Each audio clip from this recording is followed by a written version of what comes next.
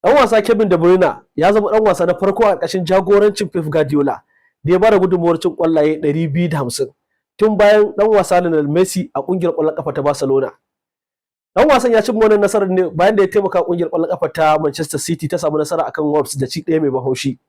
Kuma ƙwallon ta zo ne ta hannun dan wasa Kevin De Bruyne wanda ya samu tallafi daga dan wasa Jeremy Doku. Wannan ƙwallon ɗaya tilo ita ce ta ba ƙungiyar Manchester City nasara a wannan karawar. Wannan shine karo na farko da kungiyar ƙwallon ƙafa ta Manchester City ta jera wasanni guda 5 tana yin nasara a dukkanin gasa. Haka kuma wannan shine karo na farko da Manchester City ta jera wasanni 4 tana yin nasara a gasar Premier League tun bayan da wato ta shiga tsilla-tsilla na yawan zubar da maki da kuma barin wasanni. Manchester City da yanzu haka a cikin wasanni 8 da ta buga na baya-bayan nan ta samu nasarar wato wasanni guda 7.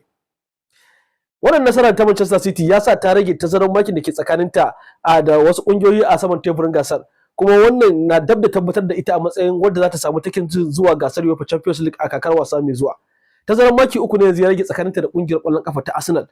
Bayan da a yanzu kungiyar ƙwallon ƙafa ta Manchester City take da maki 64, yayin da Arsenal wadda take a mataki na biyu take da maki 67.